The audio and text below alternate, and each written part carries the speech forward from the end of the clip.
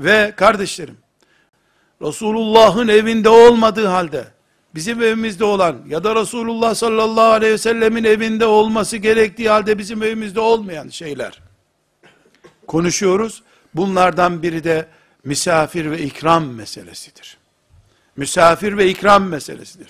Sünnet evinde, Resulullah imrenilmiş bir evde, şefaat umulan bir evde, sallallahu aleyhi ve sellem denen bir evde misafire ikram olur. Neden? Ne buyuruyor sallallahu aleyhi ve sellem? Kim Allah'a iman ediyor ve kıyamet günü dirileceğine inanıyorsa misafirine ikram etsin buyuruyor.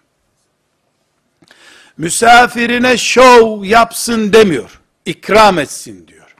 İkram nedir? Bir, Allah için olur.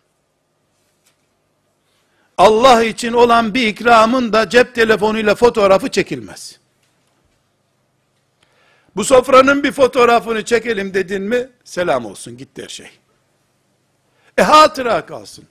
Allah hatıra saklıyor, bunu önüne koyacak bir gün, merak etme. Öbür gelenlere gösterecek, ne sofra kurmuştuk o zaman diyecek.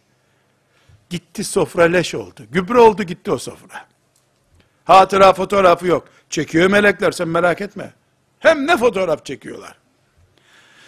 Bizim evimizde ikram var, çünkü Resulullah öyle istiyor aleyhissalatü vesselam. Allah için bir, külfetsiz; iki, külfetsiz; üç, zengin veya fakir, yetim ya da babalı, benim için sofra değişmiyor.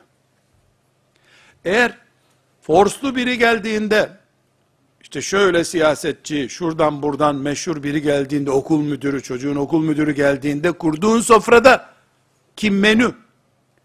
İşte filan yerden gelmiş muhacirler, misafirler, köyde yetim kalmış çocukların geldiği zaman kurduğun sofradan daha farklıysa, yok sünnet. Bu bidat işte. Soframız Allah için kurulacak, külfetsiz olacak. O sofradan sonra evin kadını bir hafta dinlenme, yorgunluğunu giderme ihtiyacı hissetmeyecek. Annesini veyahut da kızını çağırıp, gel kızım bulaşıklara yardım et. Seferberlik vardı bu evde, ordu doydu sanki. Öyle bir ziyafet olmayacak. Bir tarhana çorbası, ekmek sıcak olsa iyi olur tabii. Bir sıcak ekmek, bir tarhana çorbası.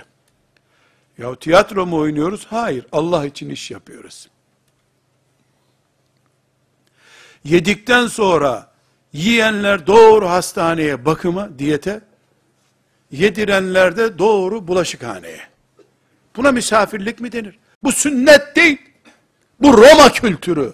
Medine kültürü değil bu. Ye. Yeme zevkin bitmediği için parmağını boğazına sok, kus, bir daha ye, bir daha ye. Roma çılgınlığı bu, Roma.